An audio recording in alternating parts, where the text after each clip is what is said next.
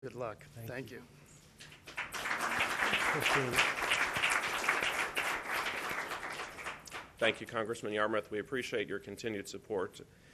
And before we hear from Dr. Edwards himself, I'd like to invite a couple of our physicians to come up and say a few words. Dr. Breidenbach, as our lead hand transplant surgery, is here with us today, and I'd like him to come up and give us an update on how Dr. Edwards is doing. And thank you.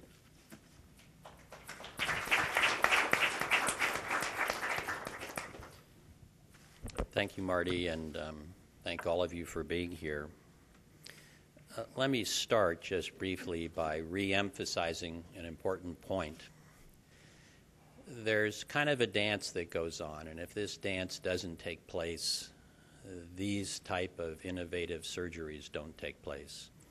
First of all, we needed funding, and the initial funding for this whole project came from Jewish Hospital many years ago, and then it was followed up by the dreaded earmarks, which, quite frankly, if we hadn't gotten them, we would not be in the position we're in now. So I really need to thank Jewish Hospital and Mr. Yarmouth for driving this through. Second of all, it takes a dedicated team. I like to compare it almost to an army. I mean, there can be a general,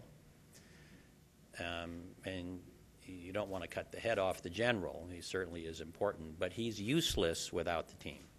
Just literally useless. This is literally a tour de force.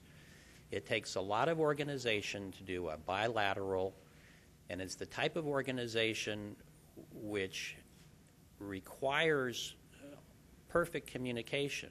If I'm on one side operating, I can't be seeing what's happening on the other side. The two sides have to communicate, but also run simultaneously, independently. And Dr. Savadou, if you'll stand up for a second, just so I can emphasize, she was actually the head. In other words, what we did is we passed our information from both sides up to her, and she, until very late, actually didn't operate. She was the one who was standing there listening to all the information coming in and then spreading it back. So thank you very much.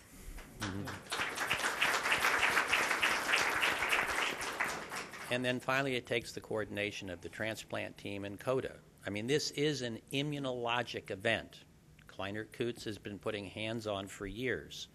But if we can't control the immune system, and how we attempt to control that immune system will determine the long-term success or failure. And Dr. Marvin's going to talk about that in a little bit. Now I want to, and then, of course, CODA. I mean, we can't do this without donors, and unfortunately, this doesn't happen without a tragedy. So we have to thank the donor family, and we have to thank CODA for being innovative from the beginning of helping us get here and then following through.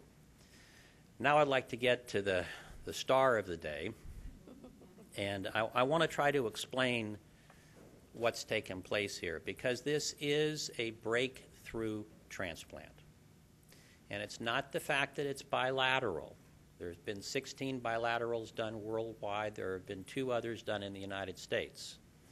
What is breakthrough here is that this is the first time that a transplant has been done where we have allowed the tissue in the patient's, the recipient's hand, to stay present to put into the hand that's coming. Now, this was possible only because we were able to convince the IRB, and there were several IRBs we had to go through, that it was okay to transplant someone who had hands. His hands were present. They were scarred. They didn't move. And without getting too personal, I'll tell some of the stories that were convincing to me. If he went to a movie with his wife and had to go into the bathroom, he could not undo his pants. He could not get into his pockets to pick keys. If his keys got down too far and he was out shopping, then he had to go and stop someone and ask them, will you reach in my pocket to get my keys? He ate by doing this. So although the hands were present, they were scarred, the fingers didn't move. And so what we did is we took off the parts we didn't need, and we kept some of the parts, specifically the nerves, that we then stuck into the hand that we draped over it. What this has allowed is the following. This is the best motion of any hand transplant patient ever done that you're about to see. And I'm going to ask him to demonstrate this. Now, I want to emphasize, it's not that the other hand transplants were done wrong. They weren't. They were done with what was available. There's been a recent report that one of the patients is dissatisfied because it's taking it time. It's going to, not one of our patients, but a patient done elsewhere. It's going to take time if you transplant a hand and you're repairing the nerves way up here. So by using the hand and the parts that were available, we've opened up a different definition of transplant. And let me emphasize, there were people who were against this initially. They said, you can't transplant someone who has his hands. And then I said, so I'm going to amputate his hands and get rid of tissue I could use so I can do a transplant? So that's the kind of intellectual battle that went on that we had to progress through. So let me step over here, and we have two different braces at work here. You okay? Sure. You don't mind doing this? I don't mind at all. Why don't you just make a fist with this side and show them what's going on? Okay? You want to just, I mean, that's almost a full fist. You want to just individually try to bend down your index fingers? Okay, that's good. What's happening, he can extend also, but we're protecting the extensors with the outrigger that's there. Now on this side, we don't have him in the outrigger, and that has to do more with his, oh, thank you. That has to do more with his soft tissue problems on this side because it puts more pressure on. We have no skin grafts on his arm on this side, and we do on this side. So I'm just going to release this. Go ahead and make a fist. I don't know if you can see it as well. Straighten up a little bit. Make a fist. So he's getting a good half fist on that side. This is the result you'd expect at 6 months. Okay, so I think we're well on our way. We're not out of the danger period, but I think it's a testament to your bravery and to the whole team here and going forward. And you thinking out of the box. Thank you.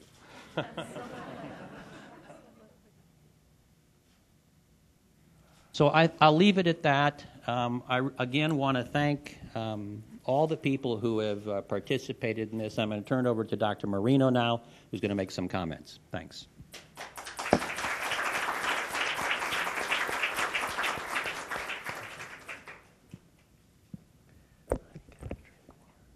Okay. First of all, I wanted to hope the best for Rich. I want him to continue doing very well. We saw all the progress that Dr. Breidenbach has showed us right now. Right now, what it comes is all the therapy that it's going to be long, and he knows that. But right now is the work that is going to be done by our therapist Laurie and the therapy department of the Christine M. Kleiner Institute. It's going to be critical.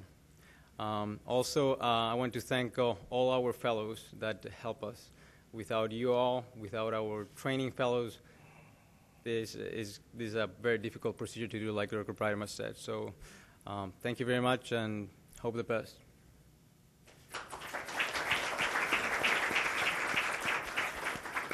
Thank you, Dr. Breidenbach and Dr. Marino, for those comments. We appreciate it. And I can say, after being here with this organization and getting to see and learn about what you do, I get more excited every time I see it and more impressed with the results. So thank you all for your hard work and your thinking outside the box. I can definitely testify to that myself.